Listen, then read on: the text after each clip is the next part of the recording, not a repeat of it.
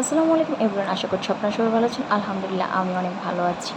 তো সব দিকে গুড়ি গুড়ি বৃষ্টি পড়ছে আর দিনটা খুব নরম, তার জন্য ওয়েদার ডিমান্ড বলে একটা কথা আছে। তার জন্য আজকে আমরা ভাবলাম যে মাছ ভর্তা, শুটকি ভাজি আর ডাল এগুলো দিয়ে আমরা দুপুরের খাবারটা খাবো। তার জন্য আমরা সকালে নাস্তা করার পরপরই আমি সব কিছু রেডি করে বসিয়ে দিলাম প্যানের মধ্যে মাছ ভাজা। তার জন্য 3 পিস মাছ নিয়ে নিলাম।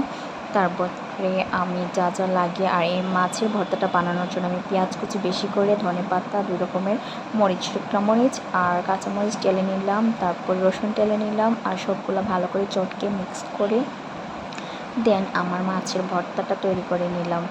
আমার মাছের ভর্তাটা এভাবে খেতে আমাদের বাসায় সবাই অনেক পছন্দ করে আর আমি অনেক পছন্দ করি, তার জন্য এটা আজকে বানিয়ে নিলাম। তারপরে দেখেন আমার মাছের ভর্তাটা এরকম হয়েছে। তারপরে আমরা শুটকি ভাজি করব, চিংড়ি শুটকি ভাজি। তার জন্য চিংড়ি মাছ নিয়ে নিলাম আর চিংড়ি শুটকি ভাজি করার জন্য অনেকগুলো রসুন লাগবে, তার জন্য অনেকগুলো রসুনও নিয়ে নিলাম।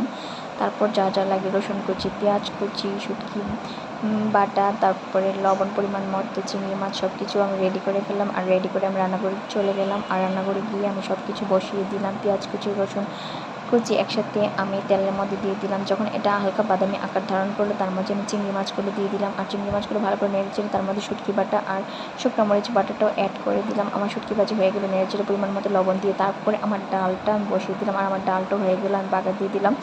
আর ডালের কালারটা খুব ওয়াও এসেছে। এরকম ডাল খেতে খুবই মজা লাগে। তারপরে আমি চিংড়ি মাছের বড়া বানাবো, তার জন্য চিংড়ি মাছ বেটে নিলাম, ডাল বেটে নিলাম, অল্প করে পেঁয়াজ কুচি নিয়ে নিলাম, ধনেপাতা কুচি নিয়ে নিলাম, পরিমাণ মতো লবণ, হলুদ, মরিচ সবগুলো এখন আমি মিশিয়ে নিব।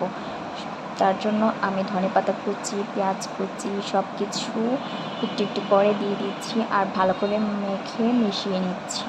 তো পেঁয়াজ কুচিটা আমরা একটু বেশি খাই, পেঁয়াজ অনেক দাম, বাট এটা না দিলে কোনো কিছুই ভালো হয় না। তরকারি হোক আর ভাজা পোড়া হোক এগুলো দিলে খুব মজা হয় পেঁয়াজটা দিলে। তো আমরা বাসায় আবার পেঁয়াজ একটু বেশি খাওয়া পড়ে, তো আমি সব কিছু দিয়ে এটা মেখে চেখে রেডি করে নিয়েছি। আমরা একটু পেঁয়াজ কুড়িও অ্যাড করে দিলাম এটার মধ্যে, কারণ আমার বরাবর আমি এটা খুব পছন্দ করি। তো ফ্রাই প্যানে সরিষার তেল দিয়ে ভেজে নিচ্ছি, সরিষার তেল খাওয়া স্বাস্থ্যের জন্য খুব ভালো। তারপরে 2-3টা শুকনো মরিচ দিয়ে দিলাম আর গাছ থেকে একটা লেবু পেড়ে নিয়ে আসলাম, কারণ সব কিছু হচ্ছে আজকে ভর্তার সাথে লেবু দিয়ে খেতে আমাদের কাছে খুবই ভালো লাগে। তার জন্য গাছ থেকে নিয়ে আসলাম একটা সুন্দর লেবু আর আমাদের খাবার রেডি। আশা করছি আপনাদের কাছে আমার ভিডিওটা ভালো লাগবে। ভালো থাকবেন, সুস্থ থাকবেন। আল্লাহ হাফেজ।